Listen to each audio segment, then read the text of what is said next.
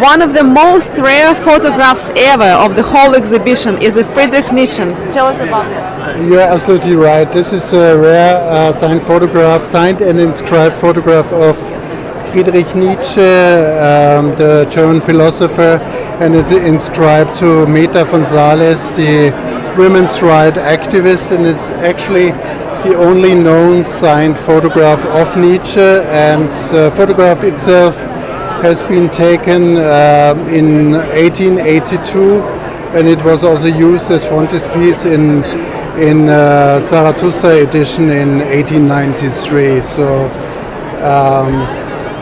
alone the photograph itself is super rare, but having that inscribed and signed, it's makes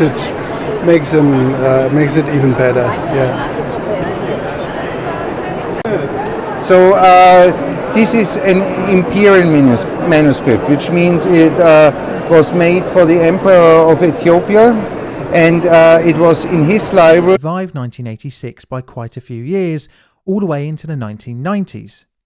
Surprising, as it was only 1,600 meters. So they looted his library, and the most beautiful Ethiopian manuscripts are therefore no longer in Ethiopia, but ended up in institutional or private possession in Britain. And this very manuscript went then through a dealership, Quaritch at the time, around 1898, to a female collector who was very famous in her own right, and already back then she had the idea to restitute all these manuscripts to Ethiopia again, which was the primary reason for her buying it, but then unfortunately she passed away, and so this manuscript went back into auction, went back into trade, and went through numerous private collections until it ended up with us here. Tell us about this amazing original item of Fitzgerald. Yes, this is the Brooks Brothers coat that Fitzgerald wore in the 1920s. As we see here in the photograph, here he is alongside his wife Zelda. And you can see the Brooks Brothers coat. He wore this religiously, was a huge fan of Brooks Brothers, helped pioneer the Ivy style, the Oxford shirts and the looks of the 1920s. And this coat was something that came into the possession of Sidney Gilleroff, who was MGM's makeup artist about the time that Fitzgerald was ghostwriting screenplays in Hollywood prior to his death. And so it was in Gilleroff's collection and then in a private collection in California, and now it's making its debut here at the New York Book Fair. That's wonderful. Is there any history about the coat, like how long he wore it, or during what years? Or? We have a number of pictures like the one here where you could see the velvet collar. He wore it quite a bit in the 1920s. There aren't as many photographs of him in the 1930s, and of course you don't need an overcoat in Los Angeles. Do you have any other amazing items you could speak about? Sure.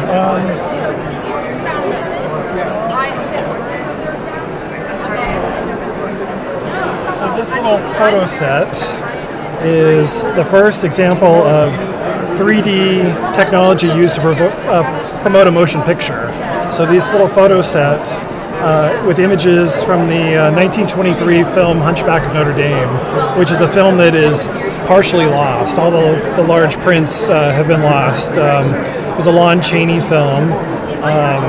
So it's a set of 20 cards showing the production of the film that were sent out to journalists ahead of the film's release to, encourage them to write about the film, help promote it.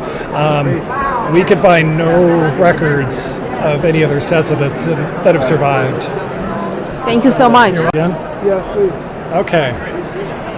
This is a modern edition of The Great Gatsby, F. Scott Fitzgerald's greatest novel, a book that's, still widely read, widely studied in schools, and widely debated. Fitzgerald was a writer that literally defined a generation, and this is his greatest legacy. This is an old manuscript from the old history of Russia. Tell us more about it. Yeah, thank you. Absolutely. It's a really exciting and historically resonant manuscript from the Old Believers sect of Russia, the Raskolniki, and it dates very interestingly from around the period of Napoleon's invasion of Russia. And the thing that's interesting about the Old Believers, who are a very, very kind of reclusive sect in society, they had their own culture, their own book culture, was that they were constantly anticipating the apocalypse and producing books with commentaries on the Book of Revelations and the coming apocalypse. But what's particularly exciting about this one, of course, and the timing of it, is that they identified Napoleon as the Antichrist, and they also even went so far as to say that the Apollyon in the book of identified in the Book of Revelations is Napoleon. It was like almost like a sign. But the book itself is wonderful. It's full of these original manuscripts and illustrations showing scenes from the apocalypse. And I'll just sort of try and show you a few of them. But they get very interesting. You start to have also figures from beasts and monsters, and the great beast and the whore of Babylon, and characters like that. So it's seriously cool, but also sort of interesting, historically specific in the way that it ties in with the invasion of Russia by Napoleon. This volume was also later exhibited in the British Museum in London, but it since was deaccessioned, and we got it out of a really, really special manuscripts collection. So that we've just brought it out to show to you at the New York Antiquarian Book Fair. So it was on the temporary exhibition at the British Museum. It had been one of the things exhibited in the British Museum in the 19th century and maybe early 20th century, and then sometimes these things get sold out of collections, and this has now come into the collecting market. So it's very exciting. Thank you very much. Great. One of the most rare photographs ever of the whole exhibition is a Friedrich Nietzsche. Tell us about that. You're absolutely right. This is a rare signed and inscribed photograph of Friedrich Nietzsche, the German. I mean, just look at this picture. It is the stuff of nightmares, and actually survived 1986 by quite a few years, all the way into the 1990s. Surprising, as it was only 1,600 meters. And it was also used as frontispiece in Zarathustra edition in 1893. So alone the photograph itself is super rare, but having that inscribed and signed, it's makes it even better. Yeah. So this is an imperial manuscript, which means it was made for the Emperor of Ethiopia, and it was in his library in the mid-19th century when it was looted by the British soldiers and brought together with many more treasures to the British Museum and other places. So they looted his library, and the most beautiful Ethiopian manuscripts are therefore no longer in Ethiopia, but ended up in institutional or private possession in Britain. And this very manuscript went then through a dealership Quaritch at the time, around 1898, to a female collector who was very famous in her own right. And already back then she had the idea to restitute all these manuscripts to Ethiopia again, which was the primary reason for her buying it. But then unfortunately she passed away. And so this manuscript went back into auction, went back into trade, and went through numerous private collections until it ended up with us here. Tell us about this amazing original item of Fitzgerald. Yes, this is the Brooks Brothers coat that Fitzgerald wore in the 1920s. As we see here in the photograph, here he is alongside his wife Zelda. And you can see the Brooks Brothers coat. He wore this religiously, was a huge fan of Brooks Brothers, helped pioneer the Ivy style, the Oxford shirts and the looks of the 1920s. And this coat was something that came into the possession of Sidney Gilleroff, who was MGM's makeup artist about the time that Fitzgerald was ghostwriting screenplays in Hollywood prior to his death. And so it was in Gilleroff's collection and then in a private collection in California, and now it's making its debut here at the New York Book Fair. That's wonderful. Is there any history about the coat, like how long he wore it, or during what years? Or? We have a number of pictures like the one here where you could see the velvet collar. He wore it quite a bit in the 1920s. There aren't as many photographs of him in the 1930s, and of course you don't need an overcoat in Los Angeles. Do you have any other amazing items you could speak about? Sure.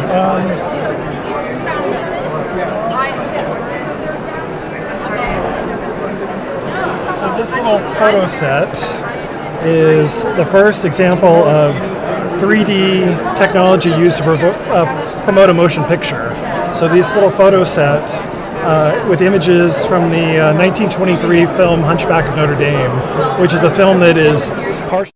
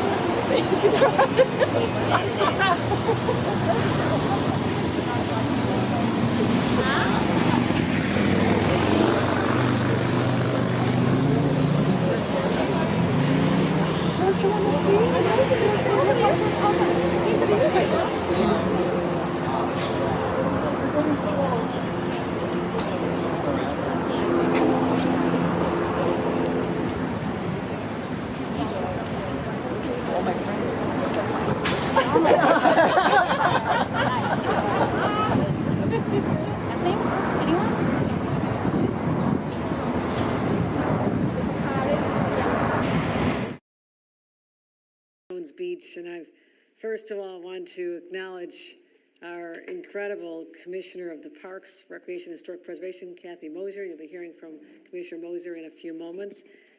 Also, I want to thank Chip Gorman. Everybody knows Chip, the Regional Director of the Office of Parks, for all the great work they do at keeping this crown jewel as beautiful and magnificent as it is. And special guests here today, everyone. We have our first Commander-in-Chief, prefers to be called General George Washington, and he'll be addressing all of you momentarily as well as Congressman William Floyd of Long Island, one of the original signers of the Declaration of Independence and a founding father. So why are we here today? In just over a week, we're going to kick off the celebrations of our nation's 250th anniversary. We've been waiting for this, preparing for this, and are so excited about all the incredible attractions and activities that we're launching. But starting right here on Jones Beach, Memorial Day, we're going to be continuing here and throughout all the Long Island parks and indeed across the state this summer. And we're going to be including our air show, July 4th weekend, featuring the U.S. Navy's unrivaled Blue Angels and celebrating their own 80th anniversary. So that's something we're looking forward to Memorial Day all the way through to 4th of July weekend. Now, I think celebrating our history should be available to every New Yorkers. I want everybody to come here and enjoy the beaches and these events. And I've always been focused on putting money back in people's pockets, finding any way I can save a few dollars here and there for struggling families, especially here on Long Island, which is a rather expensive place to live. So one thing I want to do is announce that we're waiving all the parking fees at Jones Beach all weekend long for Memorial Day. So that's money back in families' pockets right there. And also just, also ground us in what Memorial Day is all about.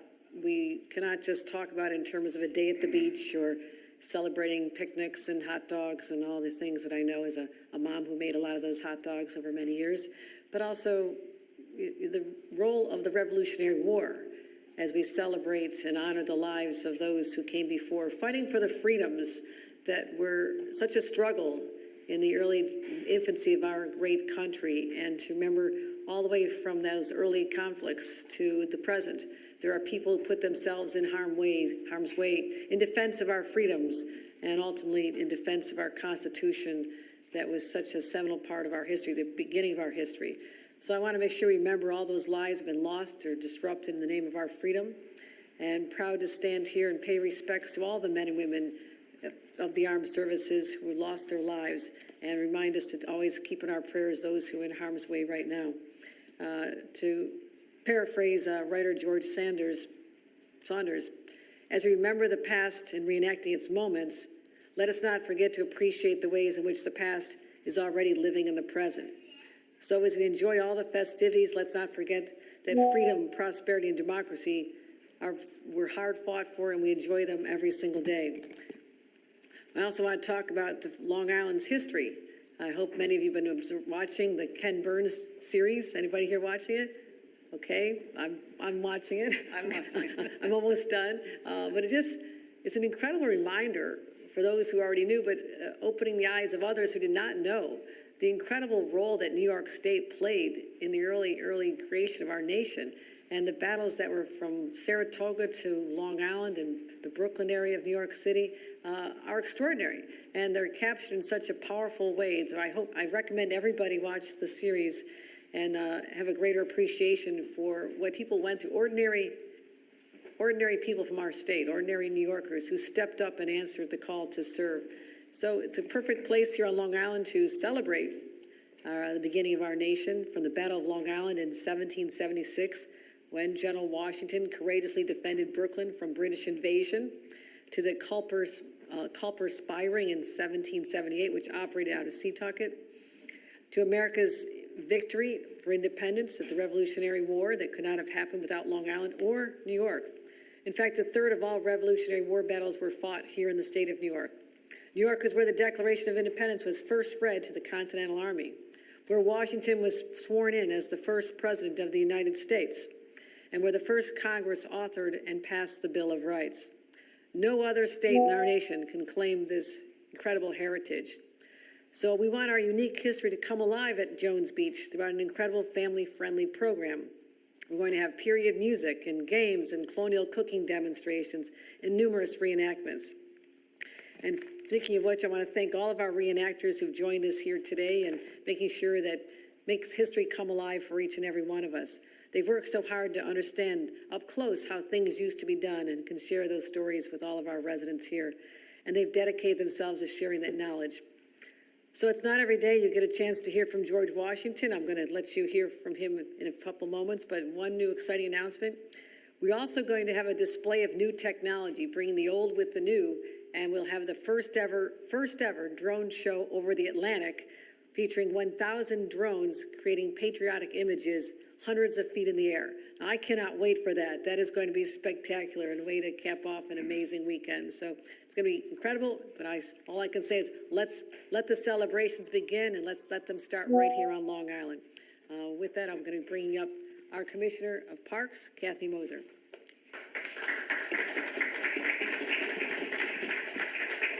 Thanks, Governor. It's great to be here today. We are excited to join the Governor in encouraging all New Yorkers to get offline and get outside this summer.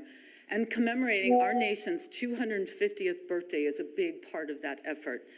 New York's Revolutionary War history is unmatched, and our state parks are highlighting this milestone with fun, affordable, and educational events for visitors of all ages, from the Sail Force parade of tall ships in New York City to the dramatic reenactments of the Revolutionary War events.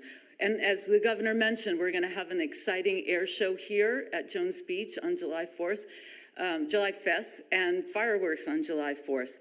So we have events happening all across the state. Our commemoration continues well beyond Independence Day. New York State manages 45 parks and historic sites that have direct relation with the Revolutionary War. Some of those include the nation's first historic site, which is Washington headquarters in Newburgh, New York. And we also have the New Windsor Cantonment site, where the Purple Heart, originally known as the Badge of Military Merit, was first awarded in 1782. These sites across our state are hosting special exhibitions, dynamic public programs, and preservation initiatives. We have more than 80 events already planned at our parks and historic sites. We talked about the events here at Jones Beach. We talked about such people and reenactors as William Floyd, who is the Long Island signator of the Declaration of Independence. And later this month, our Revisit the Revolution traveling exhibit van will be touring the state with artifacts from our state historic system. The van will be heading to parks, libraries, and community events statewide, including stops at the World Cup viewing party at Stony Brook University on June 12th and the Lindenhurst Library Liberty Day, July 10 through 11. And one of our great events, the Great New York State Fair, you can experience Revisit the Revolution there. We will be showcasing the 250th, featuring interactive programming from our historic sites. So more information on all these sites and events can be found at our website, parks.ny.gov. New York State Parks looks forward to partnering with Governor Hochul to making New York's 250th commemoration the best in the nation. We will see you out there, and remember, all are welcome. And now, without further ado, I'd like to introduce General George Washington.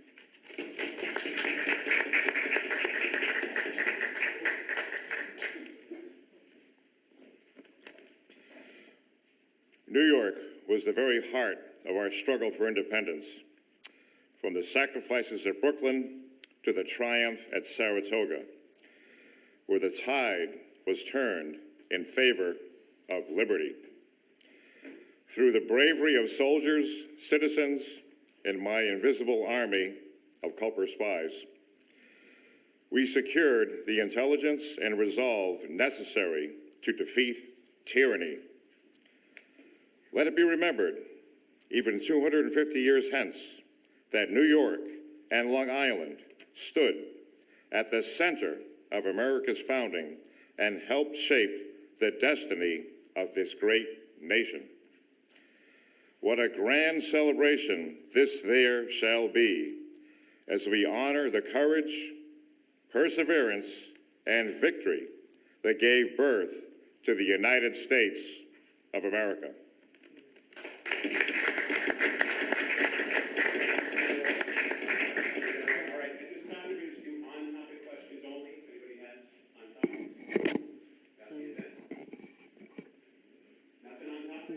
Let me first, I want to thank General Washington for literally dedicating his life to the creation of this nation.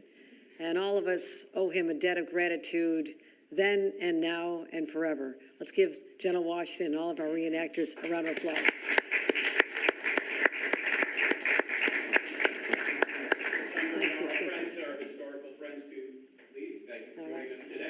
Thank you so much.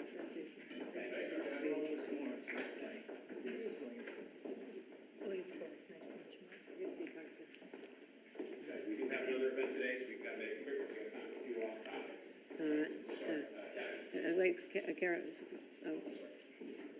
I'm sorry. One moment. Yeah, my apologies. No, we're all set. Just the personnel. Yeah.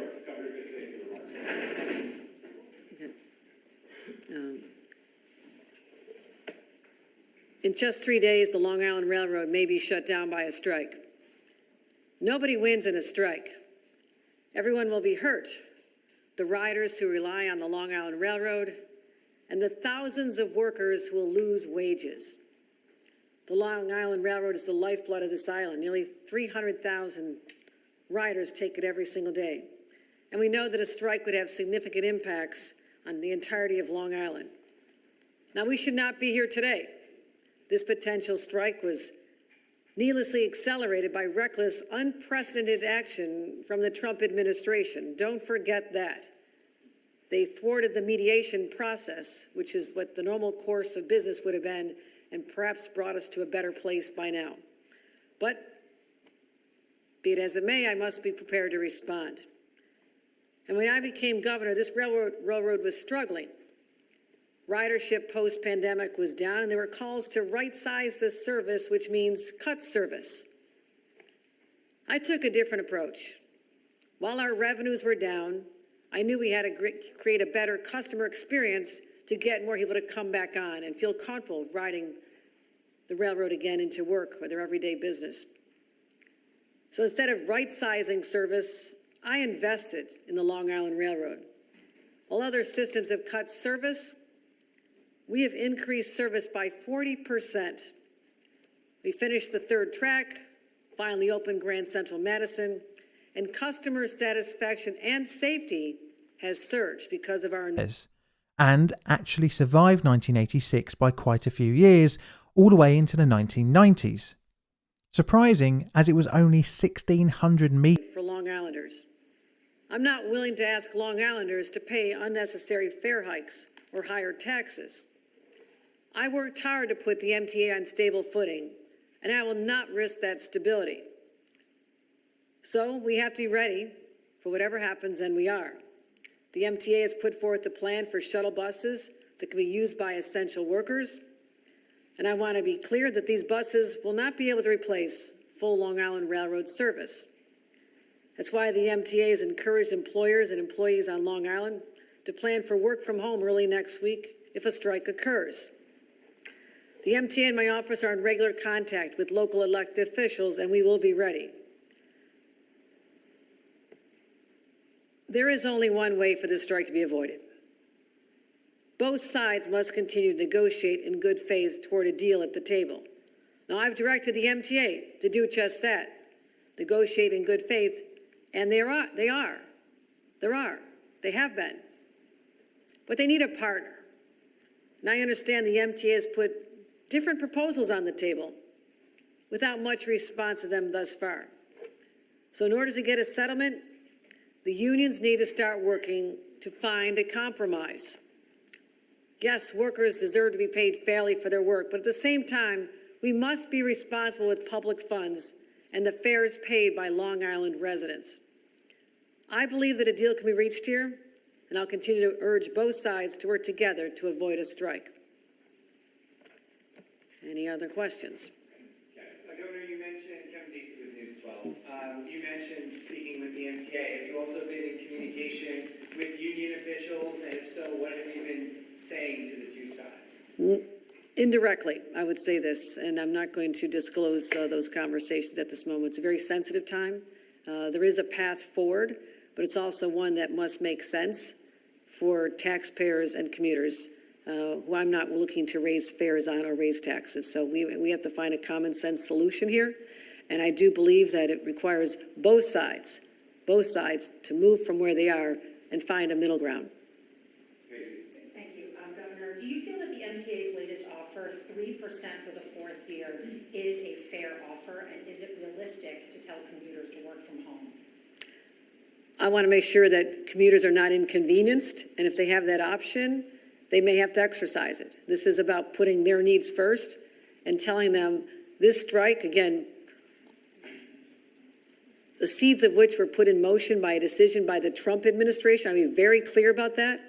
They did not have to find a path forward and allow a path forward to subvert mediation, which would be the normal course of business here. So let's remember that.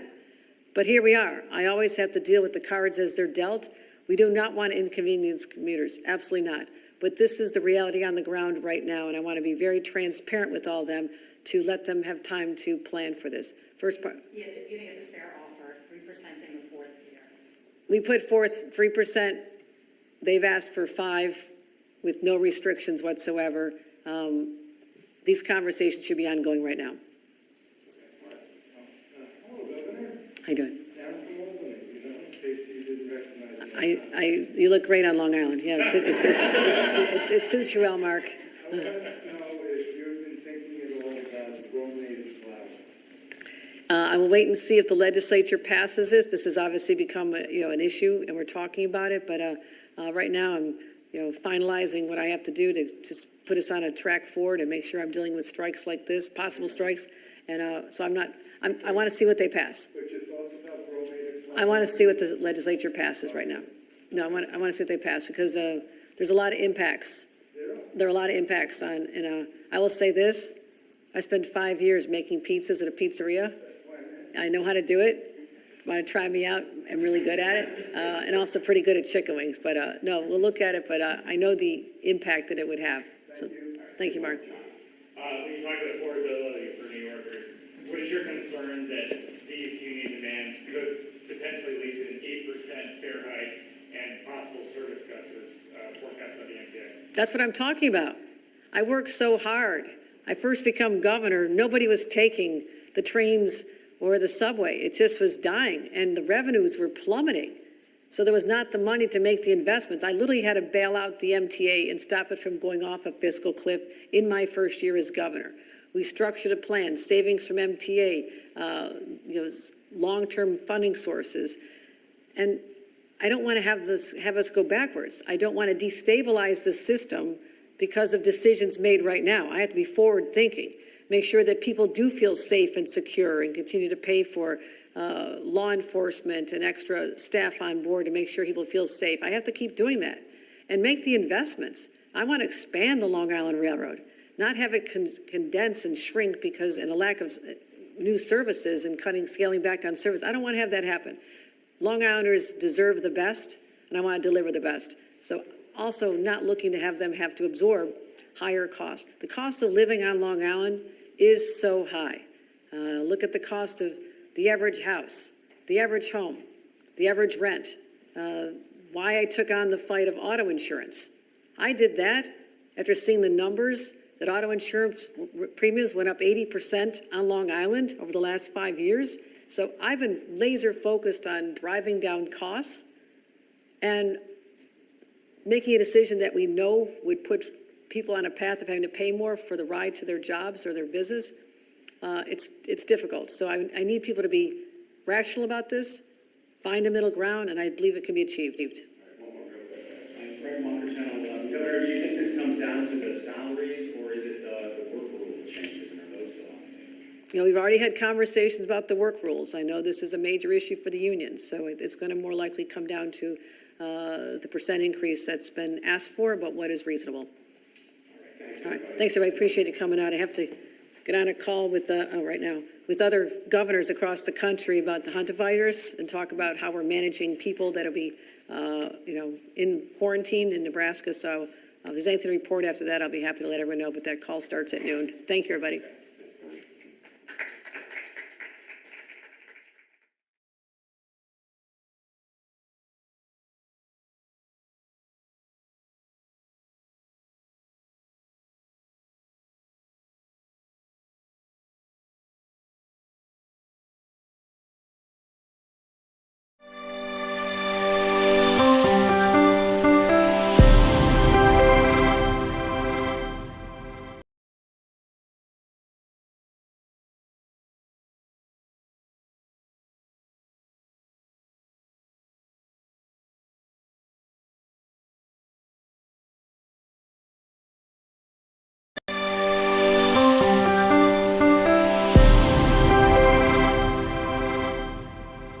I mean, just look at this picture. It is the stuff of nightmares, and actually survived 1986 by quite a few years, all the way into the 1990s. Surprising.